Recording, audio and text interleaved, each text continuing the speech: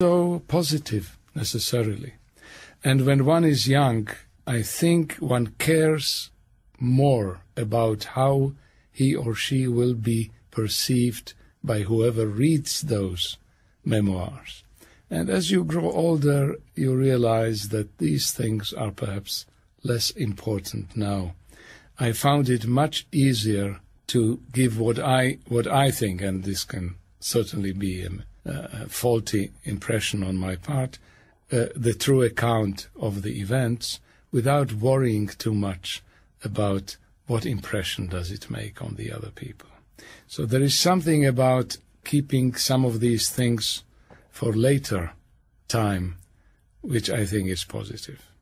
What are the kinds of things that you found you were cheating about or would have cheated about that as you grow older, you suddenly realize, hey, that really doesn't make any difference? Yeah.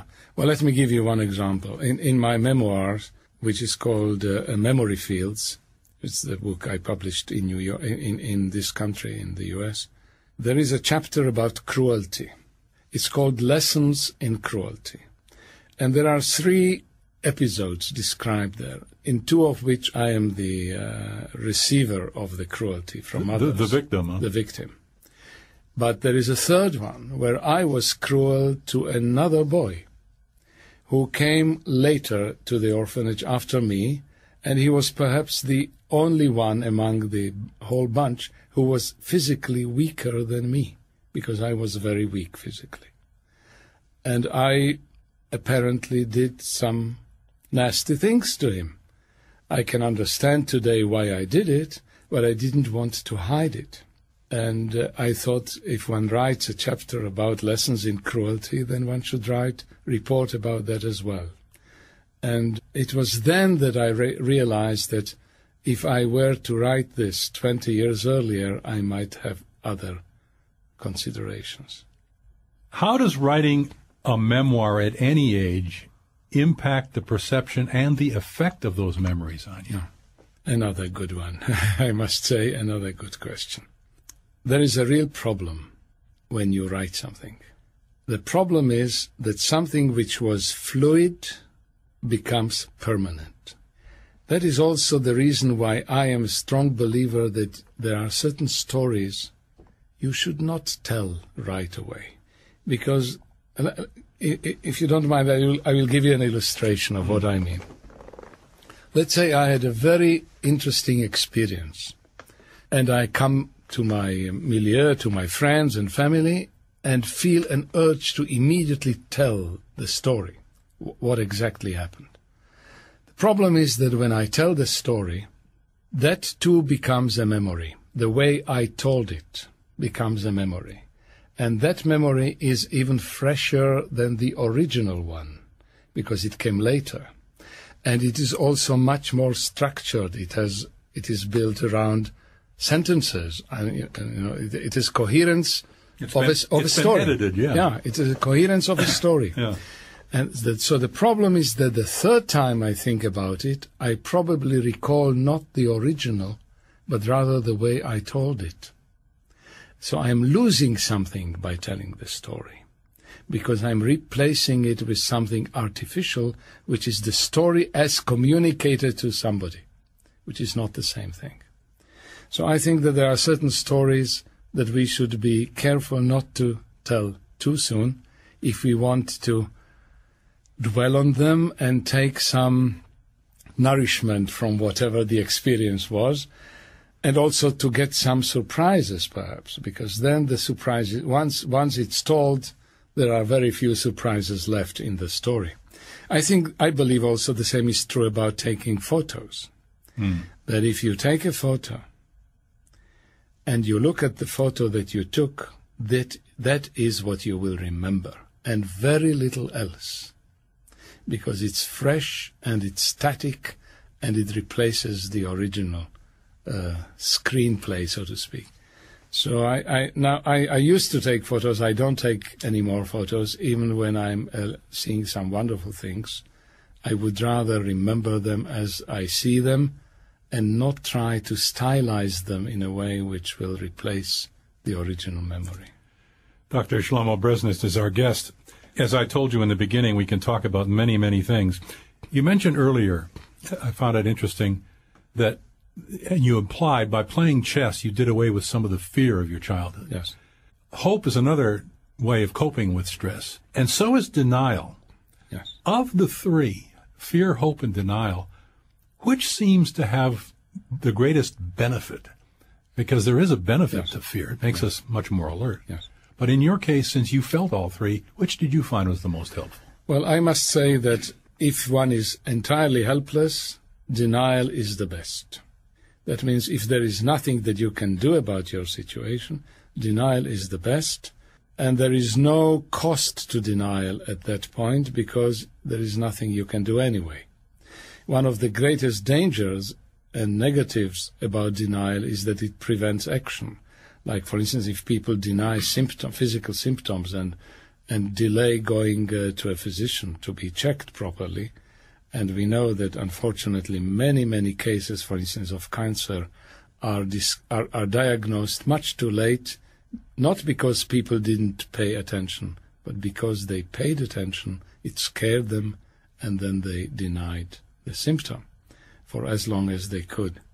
So denial can be very bad, but if you are helpless, if there is nothing you can do, I think it does wonders sometimes. Hope is wonderful if it is based at least partially on some real possibilities. If it's not entirely a figment of one's imagination. I spent many years researching hope, including looking at some physiological changes in the body, some biochemical changes, hormonal changes, when a person is encouraged and when a person is discouraged. And there is today, I think, very little doubt that hope can really move mountains. Hope is really an active thing which requires a lot of effort. It's hard work sometimes to effectively hope in dire circumstances. And some people know how to do it better than others. What's the relationship, then, between hope and faith, which, the way you describe it, are closely allied? Or perhaps one is more positive than the other? I would say that faith, if you're really a deep believer, you can remain pretty much passive. Yeah. Because you can rely on some other force that will do it for you. If you are engaged in hoping, you have to do the work yourself. You are now in a situation which is very bad. You can imagine a future which is better than this, but you have to build the bridge between where you are now and where you hope to be in the future. And this bridge has to be sufficiently realistic that it will convince your own mind that it's not just fantasy.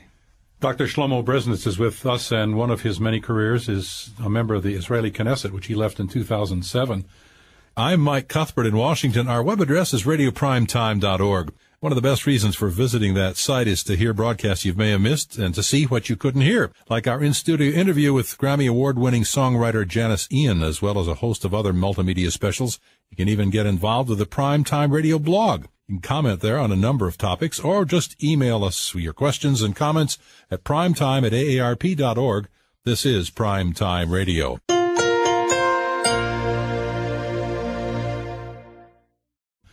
If I may be allowed to make this sort of a magno view, there are those who live in Israel, and those of us who have not been there understand them when they tell us that the predominant emotions in Israel are hope, fear, and what was the third one we were talking about? Denial. Denial, yes. Exactly. I'm glad I blocked that out. As a member of the Israeli Knesset, sitting always under the guns of your neighbors, hearing the rhetoric about you from various other countries, and finding relatively few friends to help you, what is the mixture of hope, despair, and the others, and fear that motivates that body and your place in it? Very, very complicated issue that you are raising. I would say that, first of all, there is some self-selection already in the act of living in Israel by choice. There are, of course, some people who have very little choice in these matters because they cannot afford, they don't have the means or the professional skills to move elsewhere. But there are quite a large number of Israelis, and I include myself and my family among them, who live there by choice. And those of us who chose to live there, we already have to presume these things as part of it. So there is certain element of self-selection, I would say, which perhaps can add a little bit of staying power. But having said that, life still is very, very different from what you find here, I must say, or elsewhere in the Western world. First of all, Israelis are absolutely hooked on news. You listen to news not just in the evening, but you listen to news the first thing when you wake up, the last thing when you go to sleep, and about 5 to 10 times in between. There are many reasons for that. Of course, you mentioned already some of them. The other reason is that it's a very small country, and the relationship between people are very, very, the network between the various people is very, very tight. That means that if something happened, let's say a soldier was wounded or killed, you need to know the name. The first thought that you have is, what's the precise name of that individual?